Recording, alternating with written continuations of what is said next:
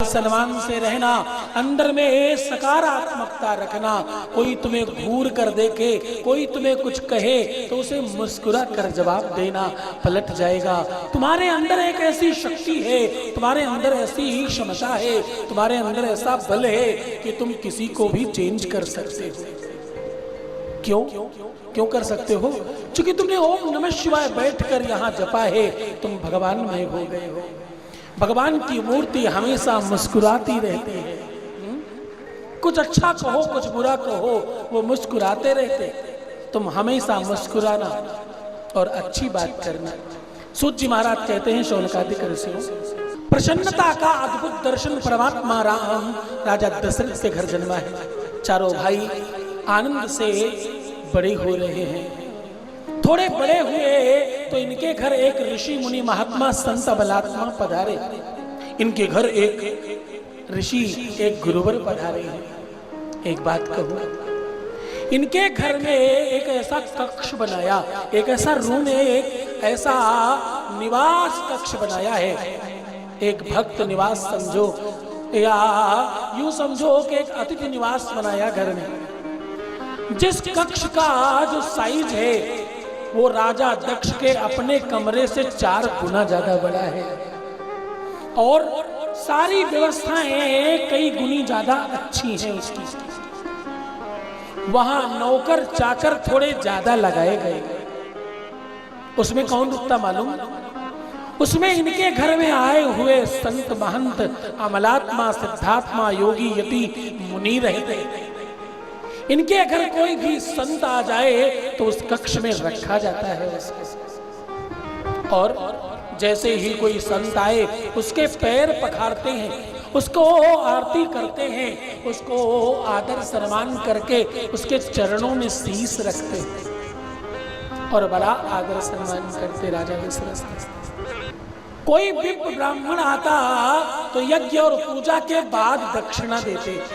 कोई संत आता तो आगमन पर और जाने दोनों पर दक्षिणा और दान देते।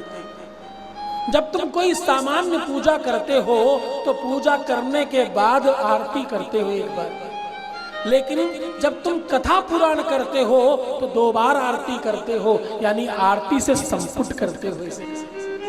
कोई संत आए तो अपने आचरणों से संपुट करना, ऐसा राजा दशरथ के दर्शन से पता चलता है। ये जो संत पधारे इनका नाम है विश्वामित्र। क्या नाम है? विश्वामित्र। और इन्होंने ऐसी तपस्या करी कि इंद्र का इंद्रासन हिल गया, देवताओं का अपना अपना लोक हिलने लगा, और ये बड़े तपस्वी हैं। इनकी तपस्या भंग करने के लिए बहुत बार लोगों ने प्रयास किया। इन्होंने अपने एक शिष्य को शरीर विश्व के ऊपर स्वर्ग में भेजने का प्रयत्न भी किया। संसार में वो सारी की सारी चीजों का इन्होंने निर्माण किया जो स्वर्ग में पाई जाती हैं। भगवान ने अगर इंसान बनाया तो इन्होंने इंसान के सारे अंग प्रत्यंगों का फल फ्रूट बना दिया। ये वही संत हैं।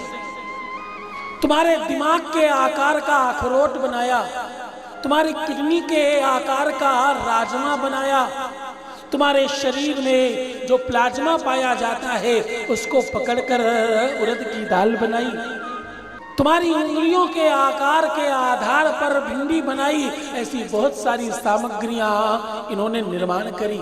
तुम्हारी खोपड़ी के बिल्कुल खोपड़ी के जैसा नारियल बनाया, उसमें 2 आंख 1 मुंह बनाया नारियल में। और कहते हैं ये सारी की सारी चीजें परमात्मा महादेव को अगर चढ़ाई जाएं तो जो भी वस्तु चढ़ाई जाएगी वो अंग दुरुस्त हो जाएगा और अनुकूल हो जाएगा। क्या कह रहा हूं?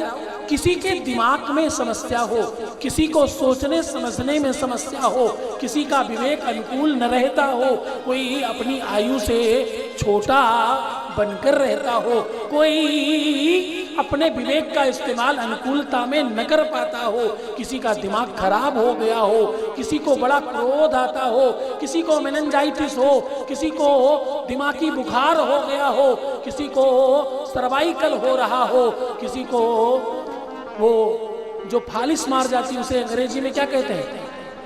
हाँ, लकवा, तुम लोग बोलते हो इसी भाषा में।